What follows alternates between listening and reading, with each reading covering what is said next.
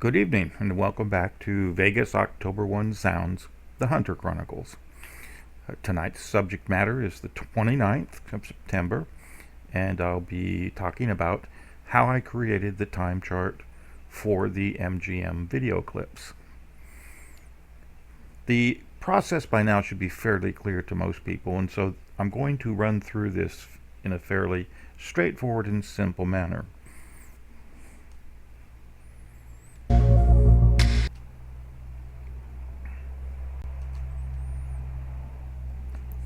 Of all the videos, of which there could potentially be hundreds, MGM chose to release about 6, which were relevant to the events that happened on the 26th. Of them, in particular, we start with the 28th, because the 28th is important in setting the baseline for what would happen on the 29th. And then we transition over about 37 minutes after the hour of midnight to where we find, well, first off, on the 28th, we find Paddock down at the high limit slots gambling. And he's, in this particular image, he's standing there at the high limit slots gambling. He favors these machines quite a bit. And then the next image that Mandalay Bay chose to release is on the 29th of Paddock. You'll see him way back here in the back of the Rangoon newsstand, looking or around at stuff. The video never shows him buying anything, just coming and going. But anyway, so that's about 037. And what I did was I took these videos and I looked at their time, and then I sorted them by increasing time, with the exception of these two down here, and then created this collage, and then looked at what was happening in each. So in the Rangoon, you see, Paddock, I don't know, we'll talk about it later, what he's doing there. And then the next video is him back at the high limit slots. Same slots as over here, but a different camera perspective this time. Why would they choose to release two different camera perspectives at two separate times? I have no clue. What was, I don't know. My mind just runs crazy when I think about all this stuff. We've got this nice clear image of the slot machines on camera 3853, but over here at 38, I think that's 3850, it's kind of fuzzy and washed out. So why would they ever choose to present one of these images from that camera? I don't know. I really don't. Unless he was at one of these other machines, of course. But anyway, let's just go around the clock here, clockwise. At the Rangoon, or gambling on the 28th, at the Rangoon after midnight. Then we see him over here again, back gambling. Then we see him going through Center Core shortly before 6, taking an elevator somewhere. And then later in the afternoon, he's back walking through Center Core. And of course, it's up to us to decipher what was really going on. Now, by now, we've had a look at both the lock interrogation report and the fit report. So we've got some pretty good ideas. And the question becomes, after we create the chart for this thing, for these videos, what does it say? Does it, jive with either the fit report or the lock interrogation report charts, or does it contradict them? And that's the main question. In addition to, I'll talk about some of the questions that these videos raise and some of the answers they provide. And in particular, I'm going to note that for these first two images, on the 28th and up until early in the morning, Paddock was wearing a brown shirt. But then at 3:36, of course, we see that he's wearing a white shirt, and he would continue to wear that through the remainder of the day. So obviously, between the Rangoon newsstand and the time at which we see him back at the high limit slots at 3:30 a.m., he had a shirt change.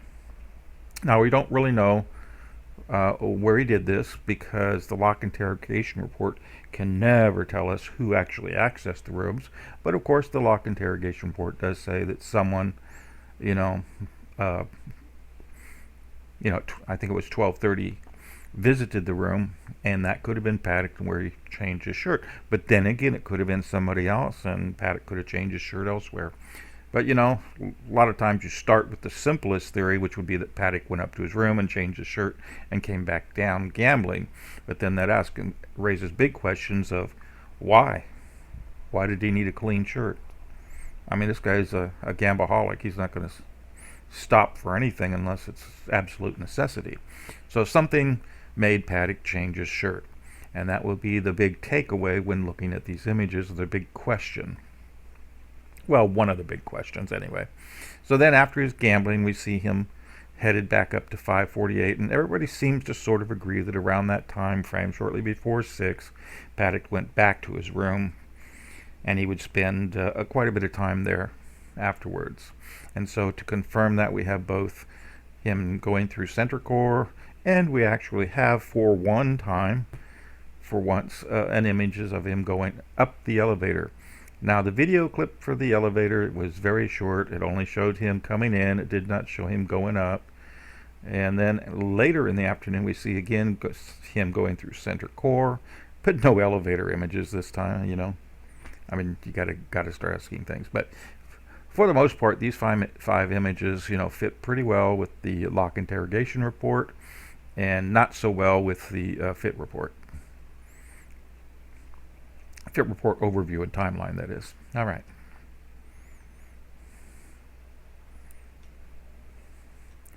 Also, we need to take and become aware of the time gap in these videos, because we need to confirm that they support the time gaps for which there was no activity signified with the lock interrogation report. And so we see between the time that he left the Rangoons and the time he's back down gambling, it was 3 hours, which jives pretty good with the, you know, two plus hours the lock interrogation report says that somebody was in the room. And then from, you know, 3:36 to 5, there's a couple hours there, you know, so he gambled for a couple hours. And then finally, from the time he went back to the room at about 6 o'clock till the time that we see him again, so he obviously was out doing something that's 8+ hours. And as we have read in our fit report, they claim that he was at sushi during this time. So let's go ahead and take and examine each of these in a little bit greater detail. So first, the Rangoon newsstand at 37 minutes past the hour of midnight on the 29th. And we note up front, no purchases. Now, this was a fascinating little clip. You know, it's kind of long as the clips go. And the first fascinating thing, besides the length of it, was that the timestamp is different than almost all the other videos. It's up here in the top left-hand side rather than being at the bottom. Why? Again, I don't know. And the other interesting thing is we see Paddock in the back, and there's this gentleman in the black, and that gentleman, well, we'll talk about that in a second. So anyway, first we have to look closely at that to see what the time is. And we can see clearly here it's 37 minutes past the hour. And then the second thing that we'll talk about here is that the video shows this guy in black coming around here in front of the cashiers, and looks like he's restocking the shelves. At first I thought he was a security fellow. He's got a little name on there, I can't read it. But then, you know, upon closer inspection, I see that he looks more like an employee of the store, and he's restocking these shelves. But he does end up back over there where Paddock is. Coincidence? Perhaps. Rendezvous? Maybe. The video, when you look at it, there's plenty of opportunity there for him to talk. It's not really clear from the video if they did. So, and Paddock would enter into the video from the right-hand side of our screen over here, not from near the cashier or anything, but as though he had just come from the casino floor, and he would exit back that way without having purchased anything. And then, of course, you'll see we have the two cashiers, and we have, let's see, 1, 2, 3, 4, 5 other guests of the hotel. Two ladies here, this one in the black and the one in the, I don't know what it is. It almost looks like a 60s dress combination there. Appear to be friends or something, as they can be seen in other videos together. All right, so what do we make of this? Well, this was supposed to be happening according to the FIT. This happened according to when the FIT report says that he was gambling. So this kind of disrupts that theory. And we also notice that there are 5 people. Well, if there's 5 guests here, 2 cashiers, 5 guests, the one stock boy, let's call it, and there's no testimony summary for any of them. There's no mention in the FIT report of this occurrence. You know, it's just like it's a black hole with regard to this, and that raises the question of why did Mandalay Bay choose this video out of the hundreds it could have released to publish. All right, so that's pretty much the superficial takeaways from that. Conjecture says that, you know, anything could have been going on. Paddock could have been in here blowing time and coming back out, waiting to meet up with somebody out here before going up. Although we don't see, well, anyway, we don't see anything in the hallway. So now we put the time mark in that. And what was he doing? Don't know. Pure conjecture at this point. The next little video clip is when we see Paddock gambling at 3:36 a.m. And there's nothing particularly unusual. Everything's clear. The time is clear. There's a little magnified version of him. He looks all nice and dapper. And this is after he had gone up and spent a couple of hours somewhere else, possibly in his room.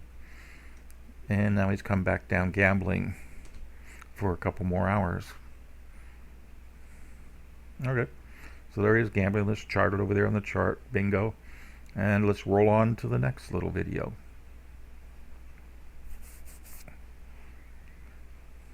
In this case, we're going to observe Paddock crossing the center core area. There's that one camera there that faces the 31 to 62 elevator bank that we catch a lot of things on.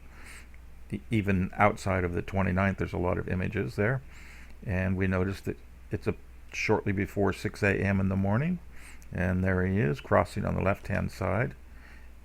And he would continue in there and eventually go into Elevator P18, which I've drawn up this little chart here of the elevators. And up here at the top, you can see the arrow where it points to where the elevator is. It's, you know, the second elevator on the right on the inside of this bank over there. There's 4 elevators. I can find supporting evidence for these first 4, and if I continue to look, probably the other 4. I just don't have it at this point in time. It's interesting to note that a sliding partition can be pulled across these elevator floor pathing at the endpoints, indicating, kind of segregating out those last 4 elevators with, you know, perhaps for big events or something. I don't know. And there's where he went in, and that was approximately 5:48 a.m. Now this clock obviously needs adjustment, and we'll talk about that in another video. And this occurred after he was done gambling in the morning, so he's headed potentially back up to his room or somewhere else. And bingo, we plotted on the chart, and there it is. In the next video, we're going to be looking at the actual elevator images of the elevator he took, again wearing the white shirt, and the elevator was P18, camera 5318. And so here he is. The clip itself is short. It only covers the time at which he comes in to the elevator, and looks like he punches a button there with his left hand, and then it cuts out. It doesn't, you know, follow him all the way up the elevator. In some other, you know, person's video, I grabbed this image of the floor plate over there of the buttons. Just ignore that red, because this, you know, that was somebody else going to the 60th floor.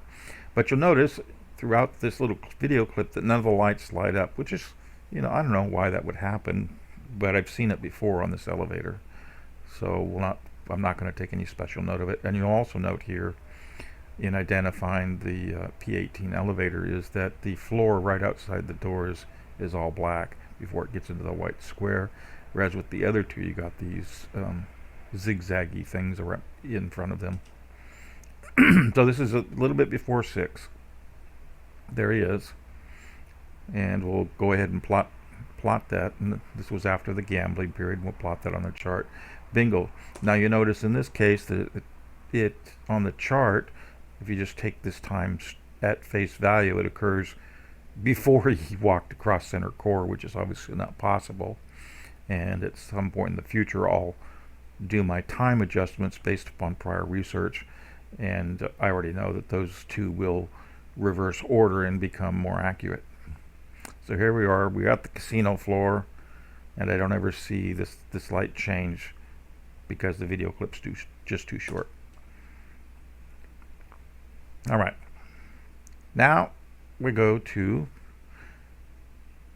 the afternoon time. Quite a bit of time has elapsed since the video of the elevator trip. So he's been somewhere for a long period of time. We can't really say from the videos where he was, because after he entered the elevator, of course, he could have gone anywhere.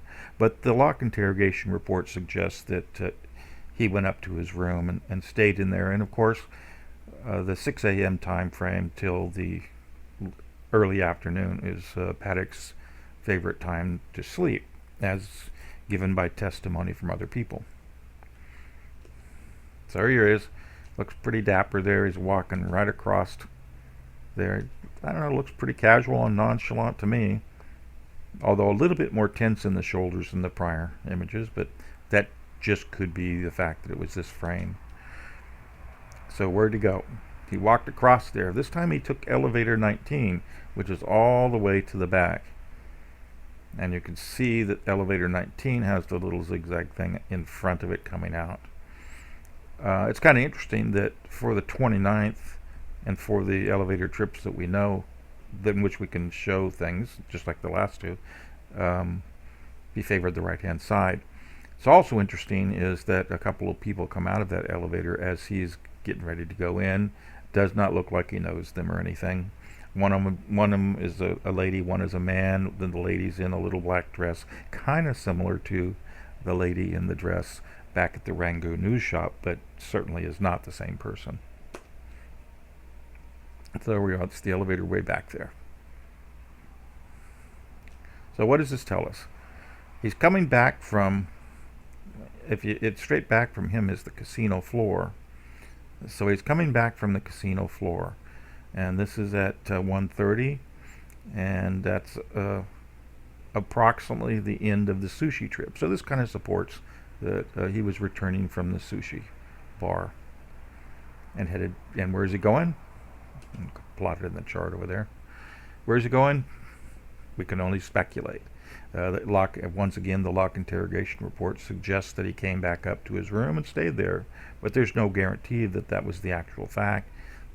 It could have been anybody else. He could have given his card away, but we'll take the simple theory for now. We'll plot it out just as though he's the lone wolf and say that he went up to his room and then spent the remainder of the day in his two rooms. Well, now, of course, at 12:30 he hasn't even checked into room 134 yet. So he's got to come back down somewhere and check into room 134. But yet these are the only images we have. Now, this is just another view of the same information I've been going over. And it's a little bit more rectilinear, shall we say. No, that's not a nasty word. So here we have, just laid them out, different colors this time. And we know, and we can question now from all the other information we have, is that these are obviously just very few of the images that could have been presented. For example, here's center core. We have, 3 different images of center core, but yet we know there had to be a trip in the elevator here for the sushi bar. We have no images. We know there had to be a trip up here for Go into his room, we have no images. So you begin to ask the question of why. And there obviously had to be a why. I don't know.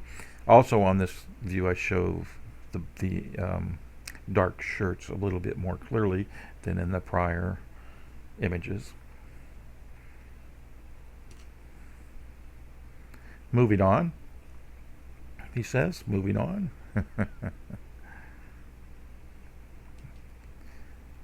The elephant in the room. What's the elephant in the room? Well, that should be obvious by now. The elephant in the room is, what was the purpose of MGM in releasing these video clips?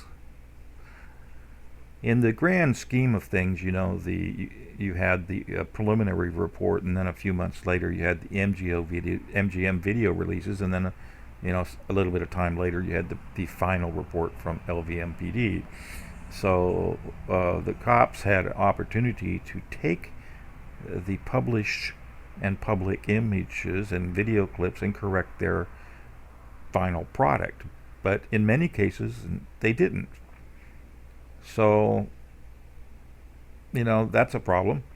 Then you also got to ask, well, the cops published the preliminary report early on, and there were obviously a lot of problems.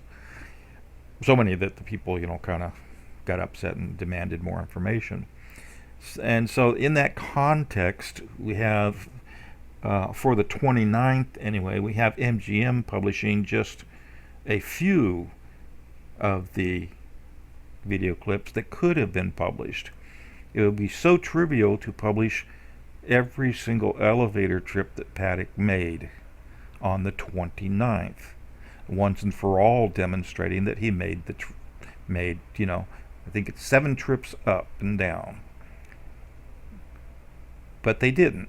In fact, they chose to only release one of the clips for an elevator, confirming Paddock going up near 6 a.m. in the morning. Well, why didn't they publish one to confirm that he went down and back up to the VIP? Why didn't they publish one to confirm that he went up to his room at 12:40 or 12:37? I don't know, somewhere after midnight, and then came back down gambling? Why do we have the images of him gambling in the white shirt at 3:30 something, but we have no other images of him getting there? There could have been the elevator, there could have been the center core, there could have been images from him on the floor. I mean, just a host of images, hundreds of video clips that could have been presented, and the MGM supplied us only with a few. Why? Could have been to refute the fit reports. Could have been that the FBI told them to release certain stuff. Why? Well, I think the people are vested in the lone wolf theory, but it could be something else. But in releasing these videos, it raises just as many questions as it answers, just like everything else in the Las Vegas investigative stuff. Every time we get a piece of information, it may answer one little question, but it raises 3 more major questions. And this is true of the MGM videos. So did it refute the fit report, or confirm the report, or augment the report, or is it some other purpose entirely? And that's the elephant in the room. Even at this point in time, I have no clear and definitive rationale to say one way or the other what the purpose was. I can only observe what the videos do in terms of these 3 questions: refute, confirm, or augment the fit report and the LIR and all that stuff. Do they ever refute the lone wolf theory? No, the MGM videos are pretty consistent in showing Paddock to be a lone wolf type person, and maybe that is in fact the purpose of MGM. Although they stated publicly that There was no way for them to have known he was something going to be a killer. He just was a normal person, and maybe that's the whole purpose of all these videos, but that kind of doesn't jive with the research I'm doing, so we'll leave it as a question. So, what do we have here? To summarize this whole thing, constructing this time chart was a fairly straightforward process. You know, there were just a few videos. Well, I had to go through quite a number of videos to collect them. You know, 30 or 40 or 50 videos that I had to go through to pull out pieces from various news agencies to get all the images, which were unique. A lot of overlap in various news agencies. And then I had to locate the ones for the 29th. Some of them were not time stamped. And I ultimately discovered that if you look at the color of his shirt, it's pretty easy to tell what day. White was only done on the 29th. So if you see him in a white shirt, that's definitely on the 29th. But also on the 29th, he was in a brown shirt. And then late in the evening, going into the 30th, he could have changed his shirt to blue, because when he came back on the 30th, he was in a blue shirt. But I don't know. But anyway. And, you know, there's very few days that he wore the blue shirt. Mostly it's these shades of green and gray. So anyway, the videos do reveal that he had a shirt change between the hours of 37 minutes after midnight and 3:36 a.m. And the clips do suggest that Paddock was gambling in the early morning hours. The clips also suggest that Paddock was not continuously gambling in the a.m. So he was gambling, but not continuously. Now, whether or not that's what they wanted to show, I don't know. And of course, there were very few images released for the afternoon hours. Was that because Paddock was in his room all that time, or simply because MGM chose not to release any videos? I don't know. And then, you know, ultimately, MGM's purpose for releasing these videos is clouded, obviously. All right. Well, you know, that was a fun little trip. I'm sure there's more details that can be eked out of these MGM release videos for the 29th, and we'll cover some of that in following videos.